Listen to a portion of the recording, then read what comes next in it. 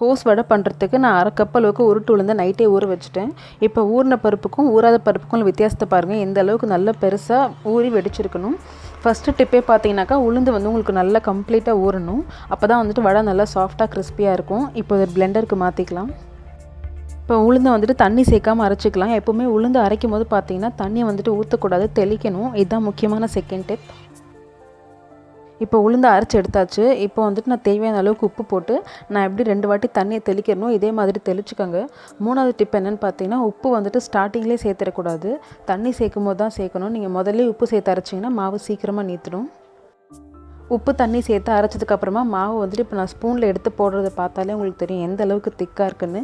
நீங்கள் ஸ்பூனில் எடுத்துகிட்டு திரும்ப போடும்போது ரொம்ப டைட்டாக இருக்கணும். அவ்வளோ சீக்கிரம் வந்துட்டு கீழே விடக்கூடாது மாவு. இதுதான் கரெக்டான கன்சிஸ்டன்சி. இப்போ இந்த மாவு வந்துட்டு நான் வேறு ஒரு பவுலுக்கு மாற்றிக்கிறேன். மாற்றிட்டு நான் 1/2 கப் அளவுக்கு உளுந்து எடுத்தேன். அதுக்கு 3/4 கப் அளவுக்கு முட்டைக்கோஸை வந்துட்டு பொடியாக நறுக்கி சேர்த்துக்கிறேன். முட்டைக்கோஸ் இதை விட கம்மியான அளவு சேர்த்திங்கன்னா உங்களுக்கு டேஸ்ட் வராது. அண்ட் இதை விட அதிகமாக சேர்த்திங்கனாக்கா மாவு நீத்துரும். ஏன்னா கோஸ் வந்துட்டு கொஞ்சம் நேரத்துக்கு அப்புறம் தண்ணி விட ஆரம்பிச்சிடும். இப்போ இது கூடவே ஒரு 5 பச்சை மிளகா, 2 கொத்து கருவேப்பிலை, 2 டீஸ்பூன் அளவுக்கு இஞ்சி எல்லாத்தையும் பொடியாக நறுக்கி வச்சுருக்கேன். இப்போ இதை இந்த மாவு கூடயே சேர்த்துக்கலாம். கடைசியாக 1/2 டீஸ்பூன் அளவுக்கு சீரகம். இப்போ இது எல்லாத்தையும் சேர்த்துட்டு உங்கள் கையை தண்ணியில் நனைச்சிட்டு அதுக்கப்புறமா மாவு நல்லா பிசைங்க. தண்ணியில் நினைக்காமல் வந்துட்டு நீங்கள் மாவை பிசைஞ்சிங்கனாக்கா உங்கள் கையில் ரொம்ப ஒட்டும், மாவும் நிறைய வேஸ்ட் ஆகும்.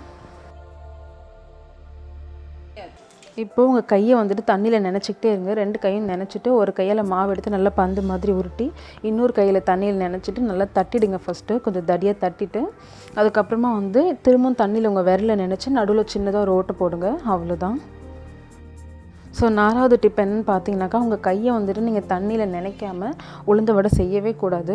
ஏன்னா வந்து மாவு வந்துட்டு கையில் ஒட்டும், உங்களுக்கு வந்து ஷேப் வராது. மேலே வந்து பிச்சு பிச்சுன்னு இருக்க மாதிரி இருக்கும் ஷேப்பு. ஸோ தண்ணியில் நினச்சிட்டு செய்யும் போது தான் உங்களுக்கு ஷேப்பும் கரெக்டாக வரும், மாவும் வீணாகாது. இப்போ தட்டின வடை எல்லாத்தையும் ஒன்றா வந்துட்டு நல்லா கொதிக்கிற எண்ணெயில் சேர்த்துட்டு மீடியம் ஃப்ளேமில், அடுப்பு தீ வந்துட்டு ஒரே சீராக இருக்கணும். மீடியம் ஃப்ளேமில் வச்சு நல்லா கோல்டன் கலர் வர வரைக்கும் இதை பொரிச்சு எடுத்துக்கலாம். ஸோ கடைசி டிப் என்னென்னு பார்த்தீங்கன்னா, நீங்கள் இந்த வடையை எண்ணெயில் போட்டதுக்கப்புறமா இந்த கரண்டியை வச்சு அப்படியே எண்ணெயை வந்துட்டு சுற்றி விட்டுக்கிட்டே இருங்க. அப்போ தான் வந்துட்டு உங்களுக்கு வடை எல்லா பக்கமும் வேகும். நீங்கள் போட்டு எண்ணெயில் போட்டு அப்படியே விட்டுட்டு போய் உங்கள் வேலையை பார்த்தீங்கன்னு சொன்னால் வடை வந்துட்டு ஒரு சில இடத்துல வெந்திருக்கும், ஒரு சில இடத்துல கலர் ஈவனாக இல்லாமல் இருக்கும், இல்லை உள்ளே சரியாக வேகாமல் இருக்கும். ஸோ கரண்டியை வச்சு கிண்டிக்கிட்டே இருக்கணும். இப்போ வடை வந்து பார்த்திங்கன்னா நல்லா கோல்டன் கலரில் பொரிஞ்சு வந்துருச்சு.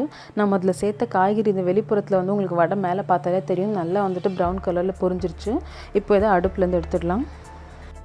அவ்வளோதான். ரொம்பவே ஈஸி அண்ட் டேஸ்டியான ஒரு கோஸ் வடை ரெடி. நம்ம யூஸ்வலாக வெங்காய வடை செய்வோம். இது வந்துட்டு கோஸ், இதில் நீங்கள் வெங்காயமும் சேர்க்கக்கூடாது. அண்ட் இது டேஸ்ட் வந்து பார்த்திங்கன்னா அவ்வளோ நல்லாயிருக்கும்.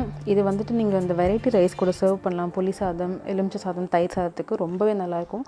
ஸோ கண்டிப்பாக ட்ரை பண்ணி பாருங்கள். இந்த டிப்ஸையும் ஞாபகம் வச்சுக்கோங்க. தேங்க்ஸ் ஃபார் வாட்சிங்.